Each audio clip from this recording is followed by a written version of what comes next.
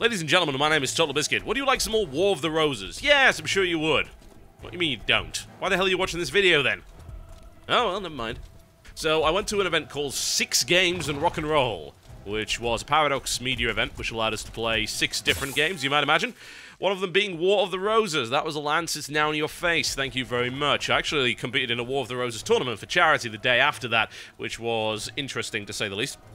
Whatever the case, the game itself is now in a closed beta kind of phase. It wasn't alpha the last time I actually showed it to you, so I can talk a little bit about some improvements. There's still some problems that I would like to see fixed before the game actually gets to release.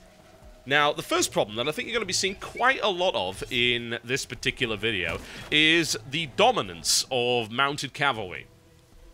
They really, really need to nerf mounted cavalry. Why? Well, the reason simply is that you have a lance, which essentially instantly kills someone. Yeah, kind of like that. Regardless of what kind of armor they're wearing, as long as you hit them with it. Now, you'll notice a bit of a difference from Mount and Blade, the game which did inspire the development of War of the Roses. The fact that the lance is actually a first-person control and allows you very fine aiming with it. But there's no point at the moment, and that's why. As you can see, I just rammed my way through him with a lance, no problem whatsoever. Just aiming for the largest part of him. Aiming for the head or anything like that is actually kind of pointless. There's no real reason to do it. You might as well just aim for the largest part of the body, and it's going to get a kill. It doesn't matter what they're wearing. The heaviest plate armor, as long as you're going at full speed, that lance is going to kill them. There is no way around that unless, of course, you are able to defend it with a shield. In that case, the shield may shatter. You could still die, depends on what velocity you're going at, but one way or the other, there is just no reliable way whatsoever of dealing with that. Now, I've been dismounted. I can resummon my horse. You can call a horse by holding E for 8 or 10 seconds or something along those lines. We're going to get a little bit of melee fighting going on here. You see the wounding system in action there. You can actually bleed, and you can also be stunned and things like that as a result.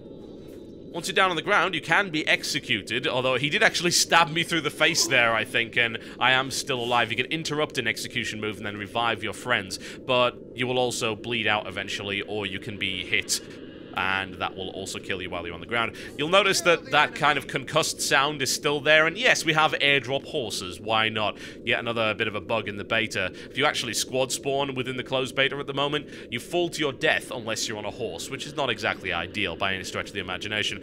As I said, it's got this looping sound problem here, so I'm going to skip forward to some more footage that doesn't have it.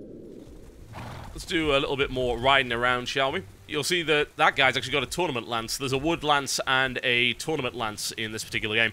Tournament lance breaks easier, but doesn't really make that much of a difference. The length of it gives you a bit of an advantage, and both of them are going to kill you instantly upon hit regardless. So the difference at the moment is not exactly significant. There is quite a lot of variety in the customization, which I did show you at one point if I recall correctly. You can have all sorts of different grinds, you can have different pommels and handles and materials and things like that. So that hasn't changed. There is actually a little bit more variety in that respect now, although balance-wise, I'm not entirely sure that they have it right at present. Now, if you run someone over with a horse, it does kind of shake them up a little bit, but it doesn't do any damage, because it was felt that it would already be far too powerful otherwise. So, you ride past someone, the screen shakes, you ride over somebody, and it'll knock them about a little bit, but it won't actually do any damage. This is probably for the best, considering the current state of lancers. Now, if you use something like the Rider's Warhammer that I'm using right there, it's very, very difficult to hit someone on horseback. You have to be extremely precise. However, using a lance, it is not difficult to kill someone outright in one hit, and them have no way whatsoever to stop you from doing that unless they're using a shield. They couldn't do that in the beta because it actually crashes it, but once again, beta is beta, that's to be expected. Now, I've got a couple of solutions, I suppose, to the lance problem. The first thing would be not have the lance respawn once it breaks, because, I mean, one, that's highly unrealistic. Not that you really have to worry so much about realism in a game like this, but there are levels of realism and authenticity that are to be expected, and levels that are not. You don't expect to have a modern military shooter where you're using a Magnum revolver that happens to have 15 rounds in its magazine. That's just not reasonable. By the same token, respawning Lancers isn't a particularly good idea either, and from a balance standpoint, it's actually terrible. The reason it's bad is because it doesn't take that long to do, and you can very easily escape the fight and then ride back in once you have a new Lance. So it's not really much of a concern. That supposed disadvantage isn't really a disadvantage at all. And as you can see there, the only time where you don't kill a foot soldier outright is if you don't hit them while going at full gallop. If you hit them while you're going rather slowly, then that's not a big deal, but you can do upwards of 255 damage with this thing.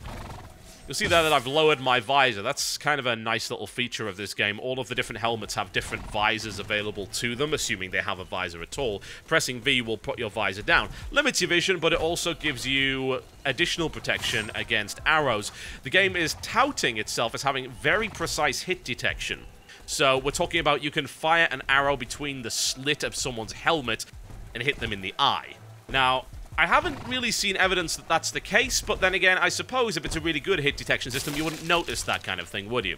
What I also like is the fact the Lance can actually break on terrain. There is collision detection for all of the weapons, so you're not going to clip through walls, you're not going to clip through trees or whatever with your weapon. It's going to hit that solid object, and the swing is not going to complete. So that's particularly important for using big weapons like claymores.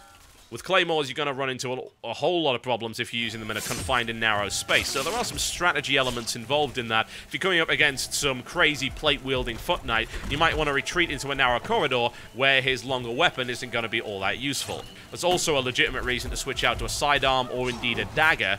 Those are entirely legit weapons and have uses in a wide variety of different situations, which is very cool indeed. At the moment, though, the Lance is dominant. Ranged weapons are okay, but they're very, very hard to hit with. Extremely hard, in fact. So, I don't know if they want to make that easier. Probably not, because I always disapprove of making stuff like that easier, but maybe they might want to do a little bit more damage or something along those lines. Or maybe it's just a case of people just aren't good enough at the game yet to even talk about that kind of balance. But throughout the tournament, our decision and our opinion really was, including the dev, I might add, he did agree with this, that the Lance is just too powerful in its current state. So, not exactly ideal. My horse is bugged out, and I broke my lance in the process. I'll tell you what I do like about the game is the noise that the lances make when they break or when they smash into someone's face. That's extremely satisfying. What I would do to fix the lance is probably keep it the way that it is, maybe make plate armor a little bit more effective against it. I think if you hit someone solid in the heavy breastplate with a lance, you shouldn't necessarily kill them outright. You should be having to aim for the head in order to make that happen. Maybe put it through the eye slit, nonsense like that. What I would also suggest is that you don't make the lance respawn, or you make it a squad ability. Each of the squads in this game has a commander. The commander can pick 2 area of effect abilities that it can use. One of those is actually a replenishment for ammunition. Very useful if you happen to have a lot of archers or crossbowmen. So maybe they might want to do it that way. One way or the other, though, respawning lancers are quite frankly BS. I do very much like the terrain that we've got here. This is a new map that I don't believe you've actually seen before. You've got these broken bridges that you can actually gallop over and jump over. The controls of the horse is pretty good. It's not as good as I would like to see it yet. It's more like riding a motorbike, I suppose, than a horse. I think if you want to really represent a horse, you've got to look at a game like Shadow of the Colossus, because it's really one of the only games that actually did that well. But in a game like this, it's a little bit more difficult to actually pull that off. Alright, take him out, no problem whatsoever. And as you can see, I'm trying to come around and actually hit some of these guys with the Warhammer, but it's very, very difficult to do with a sideways swing. Not impossible, it takes a lot of practice, but I would say it's easier in a game like Mount and Blade. That said, more often than not in Mount and Blade, it was because you were using weapons like the Heavy Bardiche, for instance, which has an exceptional range. But even here, the long-range weapons like the Spiked Bill, for instance, seem to have a shorter swing arc on horseback than you would expect. So it is just a little bit difficult to hit stuff. And graphically, the game is great, and it's got a really fantastic, meaty physics engine to it. I'm still really enjoying the combat on the ground. You can do some pretty cool stuff. Like, you can actually charge an enemy, you can do a shield bash, which requires some fairly precise aim and a particular skill in order to use. So you've got a wide variety of different attacks that you can use on the ground, which I very much approve of. I still think it's a little bit flaily And that's a comment that people made on the previous video. I think it's fairly legitimate. Melee combat is difficult to do without making it look really awkward, because you want that precise control, but then again, you've got to do stuff like hang your sword off to one side, prepare a swing, and wait for it, and then you kind of strafe around each other in a really awkward circle, and it doesn't really look that great, but I think they've improved it a little bit. I don't think they're ever going to get that completely right. It's just a very, very difficult thing to do. I suppose it's quite simple to make a melee-based multiplayer game where you either just attack or block. But this game's got directional blocking. So that requires a certain degree of precision, which also requires visual indicators. So it's gonna look a little bit awkward one way or the other. Sorry, that was not deliberate. There you can see, I think that's called the spike or the curved bill or something along those lines. And that's, I think, the longest reach sidearm weapon you can get on horseback. And even then, it's quite difficult to hit with. You can do it, it just takes a lot of practice. And I think that's a good thing. From the side of balance, I think that you really need that. If you are able to stay on horseback in full plate armor, which gives you loads of mobility, and still very effectively kill people on the ground with a sidearm, then there would be no reason to play anything that wasn't either an archer or a horseman. You just wouldn't have footmen, there was no reason for it. At the moment, there's also no good and reliable way to bring down a horse while you're on the ground. You can do it if you look out, but you don't have pikes in this game. The longest weapon you can get, I believe, is a spiked bill halberd, and even then, getting that to swing and actually kill the horse before the rider kills you with a lance, very, very difficult to do. So I'd like to see pikemen in this game. I'd like to see the ability to set the pike on the ground and make things just a little bit more difficult for horsemen. I think when you do that, you have a much more interesting melee, because you don't have everyone on a horseback, because it's just the most effective way of doing it. Being on horse essentially gives you an extra life as well, because if you kill a horse, well, alright, you're probably still on the ground in full plate armor, and while Fat Shark did say, oh, well, you'll be at a disadvantage, you're not actually at that much of a disadvantage, really. You have a few less passive abilities, but that really is about it. You're still totally effective. I mean, you're still in full plate, you've still got a fairly effective sidearm, you may even have a shield. That's entirely possible. Even, as you can see, I can actually still do a charge there. It's just a little bit too good, I feel. And that's coming from someone that likes to play on horseback, I might add. I'm asking Fat Shark to nerf my preferred playstyle because I think it's too good. And that was something that my teammates in the tournament, C-Nanas, Dan Din, Angry Joe, and CTZ from Destructoid also agreed with, so it's not like it's an isolated opinion. Alright, I'm going to do a little bit of foot knighting, and I'm getting myself a polearm here to see if it is actually possible to use this effectively against horses. I'm using a helmet that gives me some restricted vision, but it's not quite as bad as the big heavy ones. I've also got a shield, so as a duelist, as just your general purpose foot knight, I should be absolutely fine here. But the question is, can I bring down horses reliably? I think one of the big problems is that you're not very mobile in comparison to the guys on horseback. I was able to get a pretty reasonable swing on that horse, but even an unarmored horse doesn't go down from a single big swing from this thing. So if you're going up against an armored horse like that one, then you're going to have a few problems bringing it down. It does require some fairly precise aim once again, and that's one of the things I really like about this game, that it does punish you for imprecise behavior. There are some builds... beta is beta. There are some builds that allow you to have steel, which will pass through multiple opponents. Admittedly, it does less damage. So you could go for a claymore with, I can't remember the name of it. It was some kind of Spanish or Italian steel, if I recall correctly, that allows you to do that. But still, not ideal. Now, that guy hit me in the head in my armored helmet and killed me straight away. So as you can see, it's a little bit difficult to deal with guys on horseback, especially if you're using a helmet, because you're not going to see them coming. So it's really, really hard to deal with. All right, let's do a little bit of sword and board, shall we? So if you use a shield in this game, you just block with it, and it blocks stuff that's coming in your general direction. So I can block arrows. You can, of course, aim above or below the shield, but this guy is not able to do that and was taken out by one of my friends by the looks of it. So that's fairly effective. And a shield and sword warrior on foot is difficult to kill, unless, of course, you're being attacked by a mounted knight. Admittedly, they are one of the only setups that will actually survive against a mounted knight if they're using a hard steel shield and if they're able to deflect the lance with it. Even then, it more often than not breaks the shield, so you end up in a little bit of a nasty situation there. Weapon durability is something that you can build into your specific loadouts, but I don't generally see a point in it. I've never had my sword break. Yeah, even after extended use, I've just not had it happen. So it seems to me like, at the moment, the best loadouts to take within War of the Roses involve getting the weakest possible weapon and the highest possible damage and speed and things like that. And that's fairly easy to set up, and I just don't see the disadvantage there. Now, I was able to bleed that guy to death, got a good slash on him, he bled out, and then I stabbed him in the face, as you have a tendency to do. I'd certainly like to see some more variety in terms of the executions as well. They do seem a little bit gimmicky, but I definitely see the point in them, considering you can very easily revive people on the battlefield. So you do want some way of clearing them out that also has a bit of risk-reward, because you're locked into an execution animation. You can very easily be interrupted.